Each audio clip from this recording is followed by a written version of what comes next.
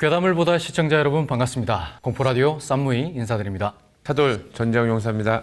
천문사제 혜령입니다. 투르크메니스탄에서 온 에밀리라고 합니다. 오늘의 특별 게스트도 바로 투르크메니스탄에서 오신 에밀리 님이십니다. 반갑습니다. 자, 오늘은 또 어떤 신기하고 재밌는 투르크메니스탄 괴담을 들려주실지 정말 기대가 됩니다. 지난 시간에 우리가 사막 괴담을 또 처음 들어보지 않았습니까? 한국에는 또 사막 없어요. 없잖아요. 네. 그죠? 자, 오늘도 기대하겠습니다. 형사님, 네. 오랜만에 우리가 또 근황 토크하는 시간을 가져보도록 하겠습니다. 요즘 근황이 어떠십니까? 근황이 좋습니다. 제가 요즘에 범죄 예방 관련된 강의를 이제 한 달에 뭐 한 번 정도 하고 있어요. 요청이 오는 경우가 있어가지고 네네. 이번에도 뭐 구청에서 강의를 했는데 끝나니까 이제 어떤 분이 오셔서 괴담을 보다 팬이라고 하시면서 우리 출연자분들 다 아시더라고요. 선물을 직접 주신 거예요. 저는 차돌, 오! 우리 쌈무이님, 하고 네. 플로바 아닙니까? 오! 또 이제 우리 혜령님. 이야, 훌륭하네요. 이율님도 있는데 이율님은 이제 다음에 오실 때 네. 감사합니다. 아, 감사합니다. 정말 감사드립니다. 잘 간직하세요. 네. 귀엽다. 항상 지니고 다니도록 하겠습니다. 이런 게 또 부작이 되죠, 부작. 아, 그래요? 그쵸. 기운을 담아서 해주신 거니까. 아, 직접 만드신 네, 거잖아요. 직접 만드신 것 같아요. 아, 너무 감사하더라고요. 네, 감사합니다. 또 형사님은 특별히 네, 차돌로. 차돌 모양. 야, 거기 눈, 코, 입 있으면 귀여웠을 것 같은데. 무서울 것 같은 거있어 네, 간직하겠습니다. 네, 예. 감사합니다. 예. 오늘도 행운과 함께. 자, 시작 전에 저희 시선 너머 채널에서는 여러분들의 제보를 받고 있습니다. 아래쪽에 보이는 이메일 주소로 여러분의 사연을 보내주시면 괴담을 보다에서 맛깔나고 공포스럽게 이야기해드리겠습니다. 저희는 그러면 오늘도 괴담 속으로 들어가 보도록 하겠습니다. 자, 첫 번째 이야기는 제가 들려드릴게요. 오늘 해드릴 이야기는 제보자 수연 씨의 개인적인 체험에 관한 얘기예요. 우선 수연 씨는 기본적으로 과위 눌림이 굉장히 심한 분이었어요. 어려서부터 잠들기 직전 혹은 잠든 후에도 몇 번씩이나 심한 헛것을 보고 지내셨죠. 이게 어느 정도였냐면요. 그 중학교 시절에 학교에서 잠깐 졸 때도 있잖아요. 그렇게 잘 때면 친구들에게 내가 좀 이상하면 깨워달라고 부탁을 할 정도였다고 합니다.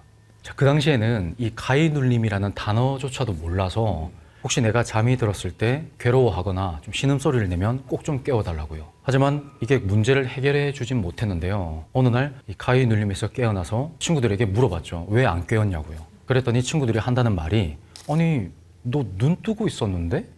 이러는 거죠. 거기다 팔까지 흔들고 있었대요. 그래서 친구들 생각에는 아 얘가 딴 생각하나 보다 이 정도로만 생각했죠. 이렇듯 별의별 가위에 다 눌리던 시절 가장 큰 가위 한 번이 중학교 3학년 때 찾아왔어요.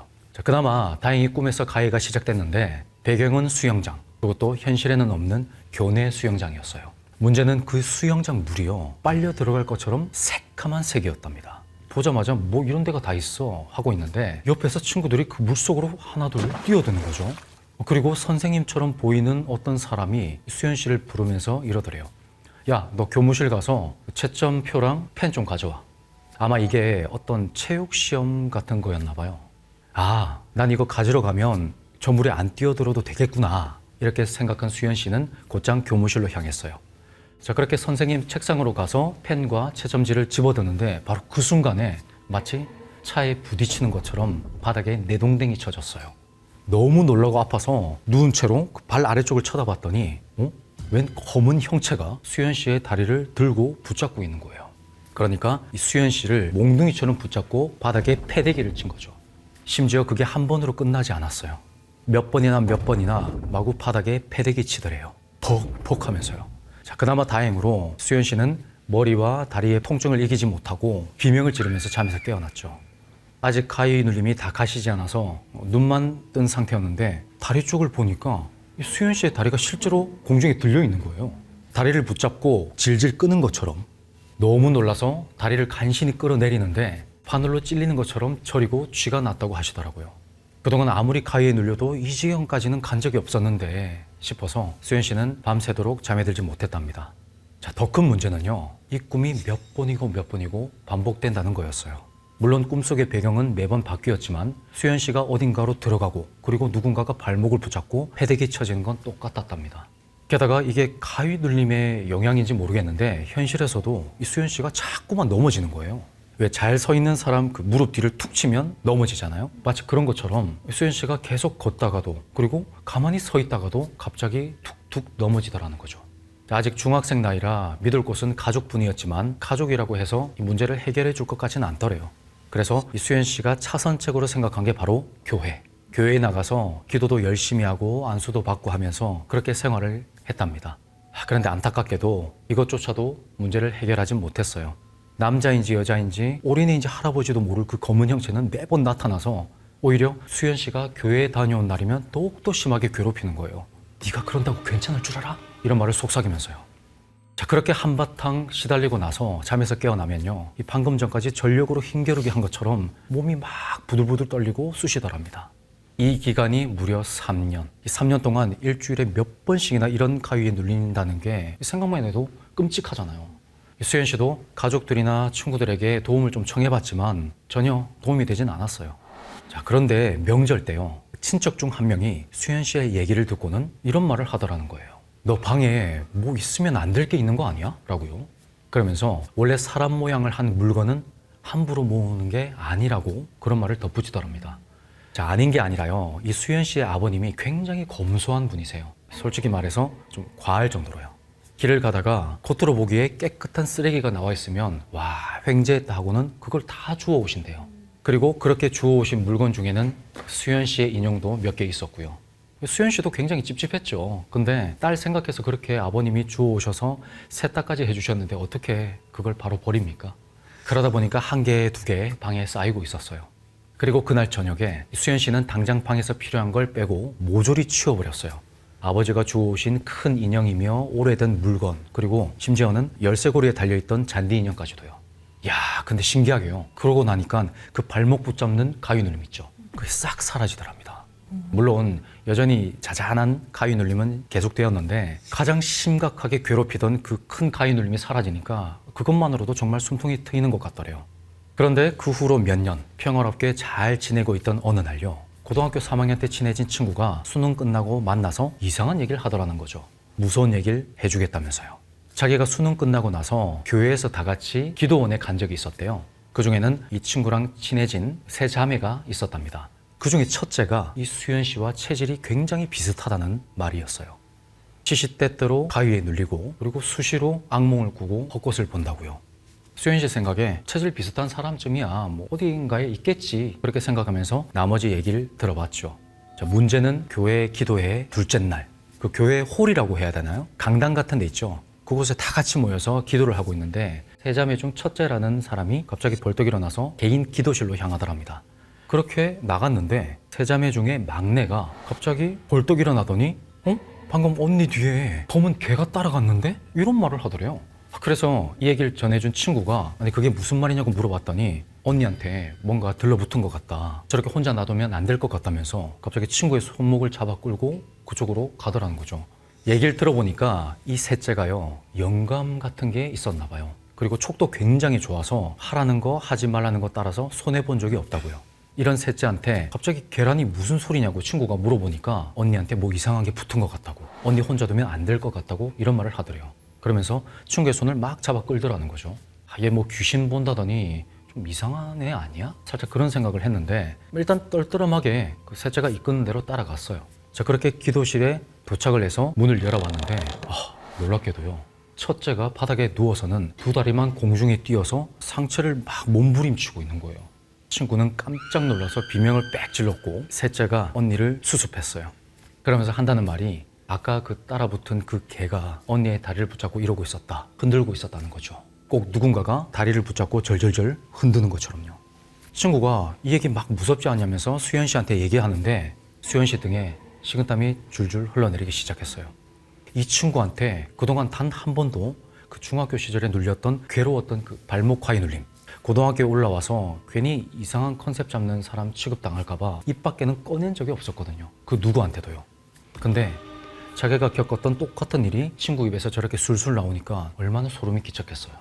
수연 씨는 그런 생각이 번뜩 들었답니다. 자기가 버린 물건이 남의 손에 닿아서 마치 전염처럼 그렇게 번진 게 아닐까 하고요. 친척들은 불태워버리라고 했어요, 그때. 근데 도심지에서 어떻게 함부로 불을 피우겠습니까? 그래서 그냥 내버렸거든요.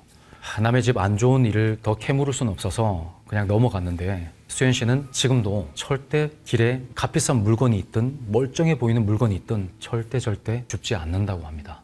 제 이야기는 여기까지입니다.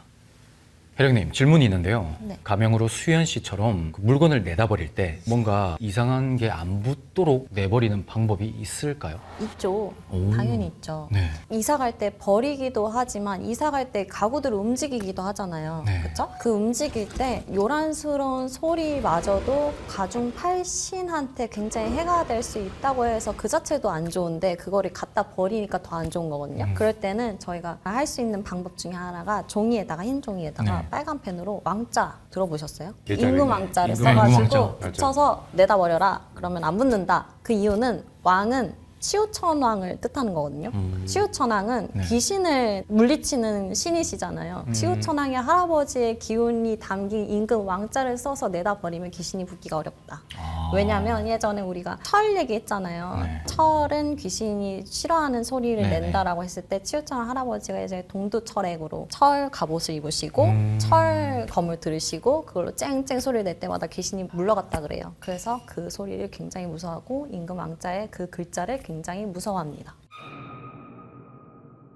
제가 저번에 사막 얘기를 했었잖아요. 이번에도 사막 관련된 얘기인데 사막에 사는 귀신 얘기를 할 거예요. 네. 옛날 투르크메니스탄에 끝없는 저원과 사막 한가운데에서는 샤일리 겔린이라는 소녀가 있었다고 합니다. 샤일리 겔린이라는 게 뭐냐면요. 샤이는 투르크메너로 반짝반짝 거리는 그걸로 이제 샤이, 겔린은 이제 신부 그런 의미예요. 네네. 네. 그 신부는 항상 빨간 드레스를 입었었어요. 그녀는 되게 아름답고 밤에도 붉게 빛나는 드레스와 금 장식을 들고 있었고 사람들의 시청을 이끄는 그런 소녀였어요. 아무도 그녀한테 다가오지는 못했습니다. 사람들은 그녀가 인간이 아니고 사막의 힘과 그 이어진 영혼이라고 했었어요. 네. 샤일리 겔리는 주로 화혼에 나타났습니다. 버려진 우물 근처 혹은 오래된 카라반. 그래서 그녀의 얼굴은 흰 머리카락 걸해져 있었고 두 눈에 기묘한 붉은 빛이 희망하게 새어나왔다고 합니다. 그녀를 똑바로 바라보면 정신을 잃거나 사막 속에서 길을 잃었다고 해요. 그 순간 뒤에서 스산한 바람이 불어오고 모래 속에서도 정체 모를 형체들이 스르륵 일어나며 죽은 자들의 속삭임 같은 소리가 들렸다고 해요. 샤일리 겔린의 임무는 단 하나였어요. 뭐죠? 사막의 경계를 어긴 사람을 찾아내 그 영혼을 사막 속에 영원히 붙잡아 두는 거예요. 그래서 어느 날 사막에서 길을 잃은 젊은 목동이 있었습니다. 목동이는 멀리서 빨간 옷을 입는 형체를 보았고 도망치고 싶었지만 발이 모래에 붙고 하나도 못 움직였어요. 샤일리 겔린이 천천히 다가오자 목동의 눈앞에서 그 울빛진 낙타들이 이미 사라진 카라반에 그리고 어딘가에 반짝이는 정체 모를 불빛이 보인 거예요. 모래 속에서 죽은 자들의 영혼이 실제로 드러나기 시작한 것이죠. 그래서 그때 목동이는 깨달았다고 했었어요. 그 사람이 본 것은 그저 붉은 드레스 입은 소녀가 아니고 사막의 공포 자체가 그녀 한 몸에 담겨 있다는 것인 거예요. 목동이 잠시 눈을 감았다 뜨는 사이 모든 환영과 형제는 흔적도 없이 사라졌어요. 뒤에는 오직 조용한 방울 소리만 남았죠. 그 후 목동은 샤일리 겔린을 보고 또 살아남은 유일한 증인이 되었어요. 그래서 절대 자신이 본 것처럼 말하진 않았어요. 왜냐하면 사막은 모든 걸 보고 모든 걸 기억하고 있었기 때문입니다. 지금도 사람들이 말합니다. 샤일리 겔린은 여전히 카라쿰 사막의 오래된 길을 떠돈다고. 만약 밤에 방울 소리, 발걸음 혹은 모래 속에서 속삭이는 소리가 들린다면 붉은 신부가 가까이 있던 뜻인 거죠. 그리고 너무 가까이 다가시면 당신 역시 그녀의 전설 일부가 되어 사막 모래 속에 사라질 수도 있다고 합니다. 이미 수많은 카라반이 그렇게 사라졌다고 합니다. 여기까지입니다. 샤일리 보면 도망가야겠네요. 마치 한국으로 치자면 그 물귀신 같다는 생각도 들었거든요. 사막 귀신. 네, 물귀신도 자기 영역에 들어오면 이렇게 잡아채서 죽이지 네, 않습니까? 투르크메니스탄은 물보다 사막이 더 많은 거니까 그게 또 사막으로 대체되지 않나. 사막에 보면 신기하네요. 이렇게 들어가는 게 있잖아요. 뭐 막 함정처럼 맞아요. 들어가는 이게 거, 그 뭐라고 네, 그러죠? 구멍 같은 거 예, 예, 있어가지고 빠지는 거, 네. 물처럼 막 빠지는 거. 네. 그럼 그런 걸 수도 있겠네요. 네. 근데 대부분 그거는 너무 힘들어서 정신을 잃고 있다 이런 뜻이긴 해요. 이미 사막이 이 사람을 붙잡고 있다. 이제 못 이긴다 이런 뜻이기도 해요. 이제 과학적으로 얘기를 하면. 네. 사막에 네. 안 가야겠네요. 그러니까 왜 가는 거죠, 근데? 근데 사막은 원래 이제 낙타를 산책을 시켜야 돼요. 그 낙타는 사막에서 살아야 계속 살 수 있어가지고 네. 애완낙타도 있나요? 네. 반려낙타? 있어요. 진짜요? 네. 애완낙타? 네. 저도 얼마 전에 사진 촬영으로 갔는데 시골로 갔어요. 그 사막 시골로. 집마다 자기 낙타가 있는 거예요. 와, 신기하다. 네, 그래서 한 집마다? 낙타랑 사진 찍고 싶었는데 그 위치가 좋아가지고 근데 주인이 산책시켜야 된다고 갔어요. 와, 책임감 있다. 우리 강아지 산책시키듯이. 네, 맞아요. 에밀리님 제가 궁금한 게 생겼는데 네네. 듣다 보니까 첫 번째 이야기도 그렇고 말씀 주신 것처럼 방울, 발자국 소리, 그 모래 스르륵 소리 그게 공통점이더라고요. 네네. 어떻게 그렇게 다 공통점이 생길 수 있을까 그게 좀 궁금해서. 그 원래 사막 자체가 소리를 가끔 내긴 해요. 그리고 그 소리가 원래 우리가 일반 인생에서는 많이 안 듣는 소리긴 해요. 그리고 원래 뭐 자동차 소리 엄청 많이 들어서 익숙해져가지고 근데 사막에 가면 완전히 소리가 없어요. 그리고 만약에 바람 소리가 그냥 일반 바람처럼 들리지 않고 이게 모래랑 같이 합쳐서 그런 소리들이 있어가지고 깜짝스러운 게 되게 많아요. 갑자기 바람 나타나고 갑자기 물이 보이고 약간 깜짝스러운 거 많아서 사람들이 이제 그런 거에 대해서 조심스럽게 좀 해야 된다고 믿어서 그렇게 스토리들이 많은 거죠. 이래야 사람들이 더 조심할 수 있어요. 아, 그러니까 다른 지형보다 막 약간 위험한 게 변화무쌍하니까 사람이 죽는 사고도 많이 일어나고 하니까. 아, 역시. 저는 사막을 많이 가봤지만 네. 되게 무서운 존재라는 걸 믿긴 해요. 저는 살아있다고도 믿긴 하고 갑자기 물 찾을 수도 있고 어떤 사람은 물 못 찾을 수도 있고 그건 이제 운과 그 길을 걷는 사람의 운명인 것 같아요. 그러니까 저희도 어릴 적에 뭐 영화 같은 걸 보면 사막에서 막 길을 못 찾아서 죽고 막 그런 장면 보면서 굉장히 무서웠거든요. 그래서 중국에 무조건 사막 가면은 혼자 가면 안 되고 수많은 사람들과 같이 가야 되는 거 맞고 그리고 정확하게 길을 알고 정확하게 그 길로 가야 돼요. 거기서 물이 보인다 그쪽으로 가야지 하면은 그 순간에 길을 잃을 수 있고 죽을 수도 있죠. 제가 들려드릴 이야기는 야구 선수에 의한 살인 사건입니다. 되게 끔찍한 사건이었는데 쌈무님은 좀 아실 거예요. 이호성. 예. 그때는 2008년 2월 서울에서 한 가정의 어머니 김 씨와 22살, 20살, 14살 이렇게 딸 셋, 4명이 보름 이상 연락이 안 돼서 외삼촌이 경찰에 신고를 합니다. 경찰이 CCTV를 확인해 보니까 첫째 딸은 외출 중이었고 나머지 3명은 집 안에 있었는데 밖으로 나간 흔적은 없었어요. 사라진 거죠. 그런데 모자를 눌러선 한 남성이 밤 9시경에 김 씨의 집에서 카트를 이용해서 큰 가방 3개를 옮기는 것이 확인됩니다. 아시겠죠? 좀 불길합니다. 보통 이런 경우에 시신을 옮기는 경우가 많아서 경찰이 이제 주변 인물을 수사해 보니까 김 씨와 친하게 지냈던 남성 한 명이 포착이 됩니다. 그는 한때 4번 타자로 이름을 날렸던 야구 선수 이호성이라는 사람이었습니다. 이호성은 광주 제1고 그리고 연세대학교를 거쳐서 혜태 타이거즈의 야구 선수로 데뷔를 합니다. 1990년 그리고 91년에 골든글러브 외야수 부문을 수상을 하는 등 혜태 타이거즈의 전성기를 이끌었던 주요 선수 중에 한 명이었어요. 이호성은 선수 생활을 은퇴한 후 2001년 광주에서 호성 웨딩홀이라는 웨딩 업체를 운영하면서 큰 돈을 벌었습니다. 그는 더 큰 사업에 욕심이 생겨서 마사회가 순천으로 진출한다는 이제 소식이 있었어요. 그래서 다른 투자자들과 함께 약 100억 원을 투자를 합니다. 근데 지역 사회에서 도박에 대한 반대 여론에 부딪혀서 마사회가 들어오지 못하고 결국 사채까지 썼는데 부도가 나고 맙니다. 이호성은 사업 실패 후 공문서 위조, 횡령 혐의 등으로 구속되어서 징역 1년 6개월, 집행유예 3년의 실형까지 선고를 받게 됩니다. 이런 일련의 사건으로 인해서 아내와도 이혼하고 가정도 깨지게 됩니다. 이러던 와중에 이호성은 2007년 실종자 김 씨를 알게 되었고 서로 연인 관계로 발전합니다. 그런데 이호성은 김 씨와 사귀면서도 다른 차 씨라는 여성도 또 사귀고 있었습니다.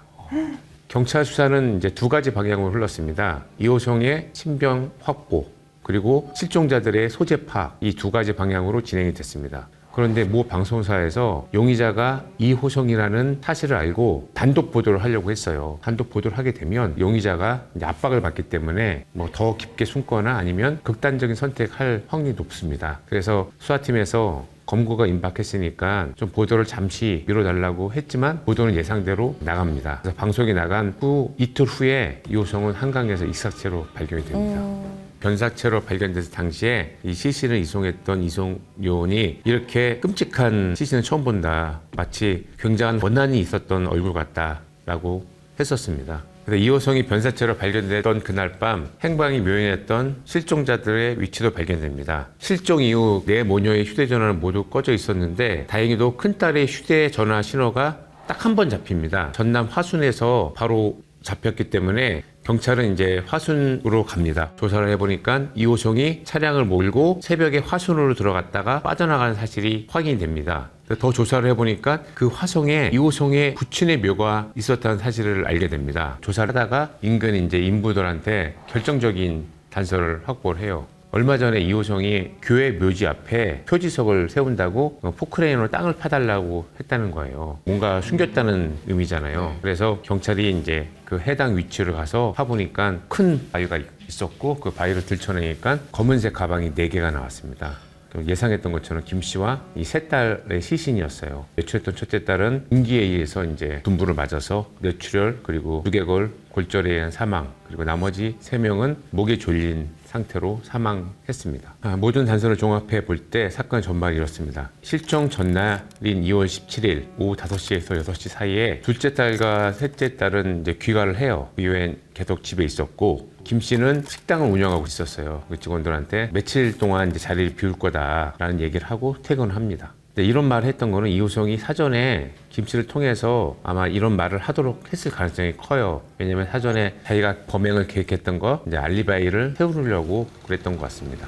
그리고 실종 당일인 2월 18일 김 씨는 5개 은행에 나눠줬던 현금 1억 7천만 원을 인출합니다. 아마 이호성의 어떤 부탁으로 인출했을 가능성이 커요. 당시에 이제 이호성이 신용 불량자였기 때문에 통장을 거래를 할 수 없었을 거예요 아마. 그리고 범죄 흔적이 안 남도록 했었던 것 같아요. 그리고 오후 5시경에 이호성은 김 씨의 차를 몰고 집으로 들어갑니다. 그래서 이제 그 사이에 살인을 한 거죠. 정확한 내용을 알 수가 없어요. 다 죽었기 때문에 3명을 목을 졸라 살해를 하고 그 시신을 밤 9시경에 이제 차에다 실었습니다. 더 끔찍한 거는 외출해 있던 첫째 딸 있잖아요. 김 씨의 휴대폰을 통해서 전화를 해서 시내 어디로 불러내요. 둔기를 이용해서 첫째 딸까지 살해를 하고 그 시신 내부를 가지고 이제 화순으로 간 거죠.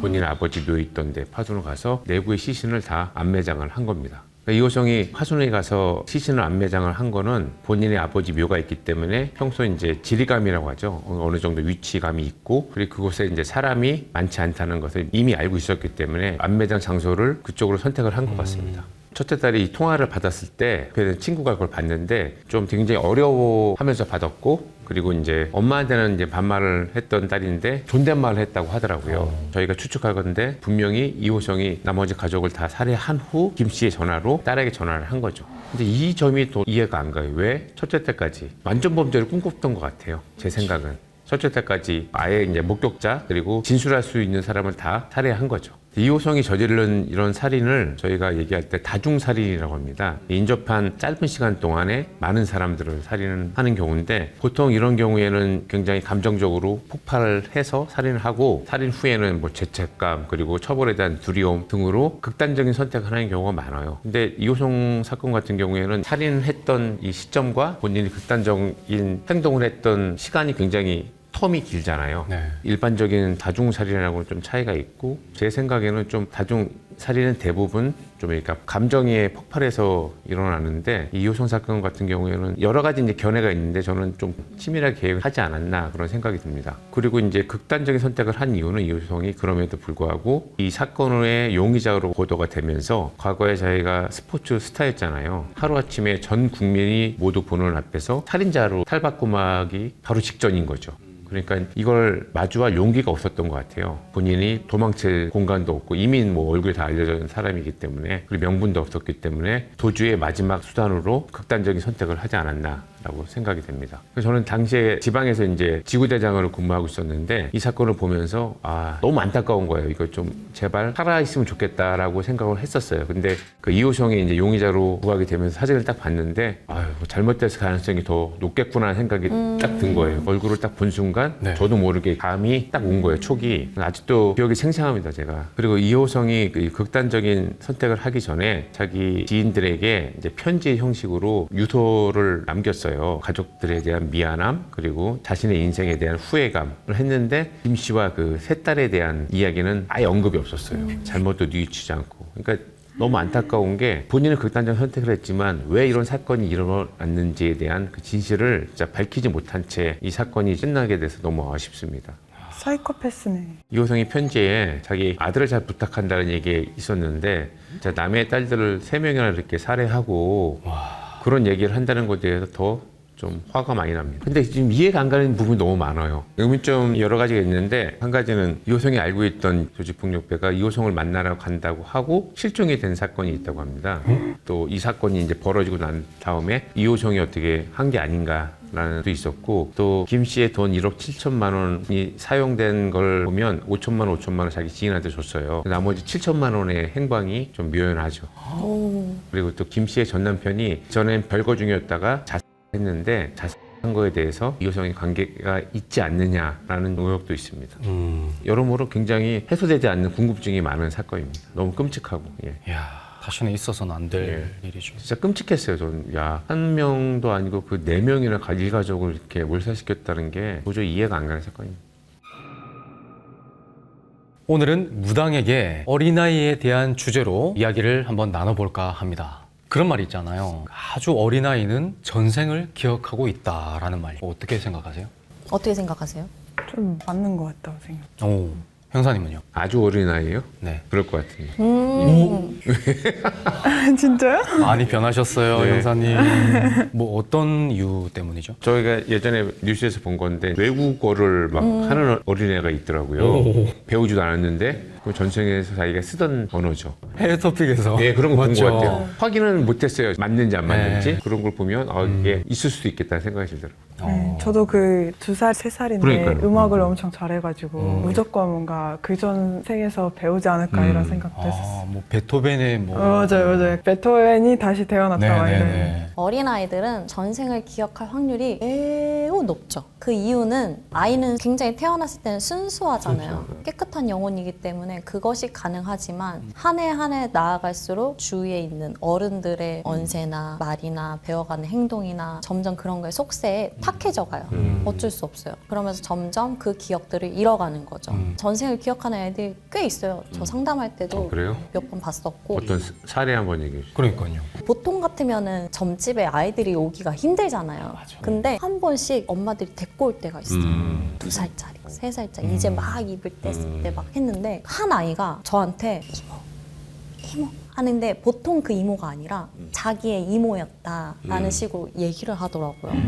기억이 난다. 얼굴이 보인다. 그때 얼굴이 자기와 가족 관계였다라는 거를 계속 얘기를 하더라고요. 근데 저는 그때 그 아이를 보면서 굉장히 애틋한 감정이 생겼었거든요. 잠깐 스쳐 지나가는 인연이지만 아마도 그렇게 전생에서 어떠한 인연이 있지 않았을까 그 아이를 보면서 굉장히 많이 느꼈었어요. 굉장히 특별한 인연이었죠. 나이가 있으니까 이모 할 수 있지만 그 아이한테는 정말 가족 같은 그러한 기운이 담겨 있더라고요. 그 아이한테. 그리고 그 얘기를 했었고. 신기하다. 그때 너무 신기했어요, 제가. 갑자기 아기가 막 마마 뭐 이런 식으로 해도 네, 그렇죠. 오, 내가 전생의 왕비였구나 이런 식으로 생각할 수도 있으니까. 우리는 다 전생의 기억을 갖고 태어났지만 다 탁해진 거예요. 살면서. 결론적으로는 우리는 이제 더러워서 더럽혀졌기 때문에 이제 볼 수가 없다. 전생 얘기할 때 그 얘기 너무 해드리고 싶었어요. 달라이 라마 아세요? 네네네. 우리 달라이 맞아요. 라마 하시면은 다 환생을 해가지고 어린 아이를 뭐 찾아서 내가 누구였고 달라이 라마였고 막 이런 얘기를 하잖아요. 근데 저는 그렇게 가능한 이유가 있다고 생각하거든요. 왜냐면 우리가 사람이 죽을 때 전생을 기억하고 싶으면 한 가지만 기억하면 돼요. 뭘까요? 전생을 기억하고 싶을 때 한 가지만? 한 가지가 될 수도 있고 뭐 세 가지가 될 수 있지만 제일 중요한 것들이 있어요. 죽기 전에 내가 누구였는지, 내가 지금 어느 자리에 있는지, 내 사명이 무엇인지, 앞으로 내가 무엇을 더 해나가야 되는 건지, 그거에 대한 기억을 고스란히 정말 염원이잖아요. 가지고 죽고 태어났을 때 전생의 기억을 기억해요. 그래서 달라이 라마는 기억할 수밖에 없다. 전생의 기억을 확실하게. 네, 확연하게 확실하게 기억할 수밖에 없다. 왜냐하면 달라이 라마 분들의 그 사명감이 있을 거잖아요. 그 사람들한테 많은 것을 전파한다라는 그러한 사명감이 있을 거잖아요. 그러한 사명감이라고 하면은 전 충분히 가능하다고 생각합니다. 회장님은 기억하세요? 네. 전생? 진짜요? 뭐였어요? 말씀 가능한가요? 동물이었어요? 전 동물도 있었던 적 있어요. 아, 계속 이렇게 아니, 계속 바뀌니까. 있었어요. 전 세 가지의 전생을 기억해요. 하나는 동물이었던 전생, 하나는 아주 오래전이에요. 따지자고 하면은 신라 시대 때보다 더 오래전? 그때보다 더 오래전의 전생, 그때는 장수였어요. 남자. 아주 가까운 전생에서는 강아지. 그리고 중세 시대 때 한 번 여성으로 태어났었던. 중세 시대라면 거기 저기 영국이나 그런 데 계세요? 그쪽보다는 좀 스페인? 스웨덴 같은 스웨덴? 느낌이 많이 북유럽. 들었었거든요. 네. 저도 신기한 게 저한테 한국에 왜 왔는지 얘기를 하면 제가 전생에서 한국 사람이 아닐까 이런 얘기를 많이 하거든요. 왜냐면 제가 한국에 처음 왔을 때 집 같은 느낌이 더 세게 느꼈어요. 이게 제가 태어난 데보다 진짜요? 여기가 훨씬 더 제 집 같은 느낌이 있어요. 제가 예전에 그런 얘기 했잖아요. 영화를 보거나 음악을 들어거나 하면은 네, 데자뷰처럼 뭔가 맞아. 그런 느낌이 들면 그건 무조건 전생이다. 제가 한국 오기 전에 한국에 한 번도 안 가봤잖아요. 근데 한국 오기 전에 제가 꿈을 생생하게 보는 건 붕어빵을 먹고 있는데 비가 오는 거예요. 우와. 그건 근데 너무 세게 사실 같은 느낌이 들었어요. 붕어빵을 알았어요 그 전에? 몰랐어요. 몰랐어요? 근데 근데 그걸 먹고 있는 거예요. 그 모양만 기억하고 뭔지 몰랐어요. 근데 한국 와서 보니까? 그걸 2년 뒤에 보니까 그 장면이 그냥 퍼즐처럼 맞아요. 이거였구나 이런 게 나왔어요. 신내를 받으셔야 돼요. 한번 받으셔야겠는데 신내를. 투르크메니스탄 신당. 야, 저 여기 이러고 있을 때가 아니에요. 한번 해보세요. 한 번만 해주세요. 아니 뭐 데자뷰. 데자뷰 같이. 야, 왜요? 왔어요 지금? 아니 있었어요. 제 그 데자뷰 그 거기서 그래서 왜 외국 분위기 있어? 뒷골이 지금 뒷골이 소름 돋아요 지금. 그때 붕어빵 뭐 붕어였어요? 잠깐만요. 제가 이 데자뷰를 보고서는 대박 났어요. 이 채널이 진짜로 대박 나세요. 대박 잠깐만요. 났어요. 근데 저도 뭔가 보여요 형사님한테 색동 저고리가 보여요. 잠깐만요. 볼에 빨간 거 칠하고 잠깐만요. 죄송합니다. 네. 다음 질문인데요. 어린아이들은 귀신을 잘 본다라는 말이 있거든요. 맞나요? 맞아요. 잘 봐요. 영안이 기본적으로 아까도 뭐 전생, 뭐 환생 이런 걸 관련해서 얘기하는 거지만 아이들은 굉장히 보이는 것도 깨끗하고 영안이 아직은 열려 있는 단계이다 보니까 심지어 제 신당에 있는 신들도 보아요. 그래요? 보고 느끼고 무서워해요. 왜냐면 처음 보는 것들이잖아요. 그 아이들한테는. 그쵸. 그리고 전 도깨비신을 모시고 있으니까 그 형상이 보이면 그 아이들한테는 기겁할 노릇이거든요. 그런 걸 보더라고요. 무섭다고도 얘기하고. 그러면 아이들이 경기를 일으키는 것도 그런 것과 관련이 있나요? 귀신 보는 그럼요. 것과? 그런 것도 관련이 있죠. 일단은 아이라는 그 영혼은 아직은 뭐 다친 것도 아니고 하다 보니까 다쳤다는 거는 정말 뭐 어디에 막 생책이 난다든지 그런 다친 게 아니다 보니까 아이들은 충분히 많은 것을 보고 많은 것을 느낄 수 있어요. 그런 얘기가 있잖아요. 어린아이들이 엄마의 배를 가리키면서 엄마 뱃속에 뭐가 있어 이러면 임신을 진짜 했다든지 그런 경우가 있다고 제가 들었거든요. 그 얘기 들어보셨어요? 강아지들이 사람 몸에 뭐가 있으면 감지한다고 하잖아요. 네, 맞아요. 막 냄새도 맡고 냄새가 뭐 나고 암이거나 아니면 뭐 배에 아기가 들어있으면 그걸 굉장히 감지를 잘한다고 하잖아요. 피오한 강아지의 영적인 기운만큼 아이들이 영적으로 피오하기 때문에 그거를 감지할 수 있다. 그거는 엄마 배가 좀 나와서 그런 거 아닌가요? 엄마 배가 좀 이렇게 배가 나오고 아니, 중요한 건 예, 배가 나오시고 3살 이전, 3살 이전 아이들이 굉장히 정확해요. 삼신의 기운은 3살 때까지 보호를 받거든요, 아이들이. 그래서 그 삼신의 기운을 받고 있는 아이들이기 때문에 삼신을 더 잘 봐요. 근데 3살 이전이면 아이들의 그 말은 기울여 볼 필요가 있다. 그걸 왜 제가 말씀드리면 제 딸이 제 장단지를 보고 어렸을 때 아빠 여기 무슨 알 들었어 그래서 여기서 태어나. 안 들었어? 듣고 보니까 여기 뭐가 들어있냐고. 우리 형사님 박역 컷의 썰. 그리고 혹시 혜령님 그 둘째 보는 자세라고 들어보셨나요? 아기가 바닥에 대고 이렇게 고개를 획 뒤집어서 이쪽을 쳐다본다는 거죠. 다리 사이로. 들어보셨나요? 들어봤어요. 어떻게 생각하세요 이거에 대해서? 제가 무당이지만 네. 저도 이 자세를 들어보고 너무 무교적으로 연관이 지어지지가 않는 거예요. 이 자체가. 그래서 맘카페 막 뒤져봤어요. 네. 근데 맘카페에서 하는 말이 저 자세가 될 정도의 나이면 둘째를 봐도 괜찮다라는 사례에서 이제 나온 얘기라고 하더라고요. 저 자세를 아기가 할 수 있는 나이면 이제 둘째를 가져도 괜찮다. 근데 애들은 다 고만할 때 그렇게 해요. 일어나려고 하니까. 맞아요. 네. 점을 보다 보면은 아이들한테 신이 날 때가 있거든요. 그래요? 근데 그때 아이가 7살이었어요. 점 보기 전에 애기 엄마한테 연락이 왔겠죠? 애기가 맨날 뭐를 본다, 귀신을 본다, 자꾸 할머니라 그런다, 뭐 방울부채 꿈을 꾼다 그런다. 근데 그 아이가 그런 꿈을 꿀 정도면 진짜 신이 내리신 거거든요. 그 아이한테. 보통은 뭐 20대 넘어서 30대 넘어서 풍파를 다 겪고 내리실 때도 있지만 그렇게 아이들한테 내릴 때는 정말 강신무예요. 강신무가 뭐죠? 강하게 이제 신이 아. 내린다, 꽂힌다라고 볼 수 있는 건데 그런 아이들이 신을 받으면 정말 잘 돼요. 근데 방해 요소들이 굉장히 많아요. 거기 집안에서 방해 요소가 있었어요. 누굴 것 같으세요? 아빠. 엄마? 엄마. 엄마. 왜냐? 엄마가 질투를 하기 시작한 거예요. 무슨 질투요? 신에 대한 질투. 예? 해요. 제가 그랬잖아요. 신식이 질투한다고 했잖아요. 네. 자매들끼리도 막 한다고. 네네네. 근데 엄마가 딸한테 한 거예요. 뭐야? 그래서 원래는 이 아이가 신을 받아야지 정말 잘 불리고 정법 제자가 될 건데 이 엄마가 옆에서 계속 저한테는 없어요? 저는 아니에요.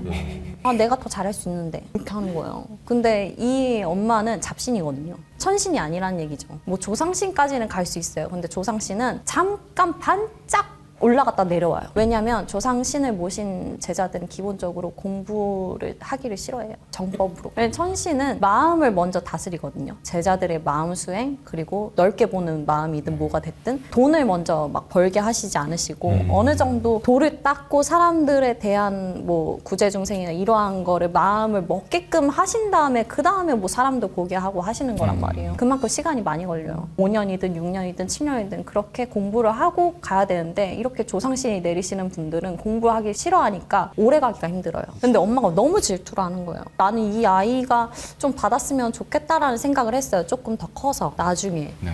근데 결국에는 이 엄마가 신을 받았다고 하더라고요. 에? 잡신을요? 네. 그럼 아이는 어떻게 되는 거죠? 아이는 이제 망가지는 거예요. 왜냐면 신이 찢겼잖아요. 이 엄마한테. 같이 이쪽으로만 내려야 되는데 여기도 한 갈래 여기도 한 갈래 이렇게 노니까 이 아이는 나중에 가서 엄청 힘들어질 거예요. 아이고. 제대로만 갔으면은 제가 못해도 이 아이가 향후 5년, 10년 뒤에 뭐 내림을 받는다고 하더라도 정말 잘 될 아이처럼 보였거든요. 똑똑하고 영리하고. 근데 이 엄마가 중간에 그렇게 해버리면은 신이 노하세요. 아닌데 받았으니까.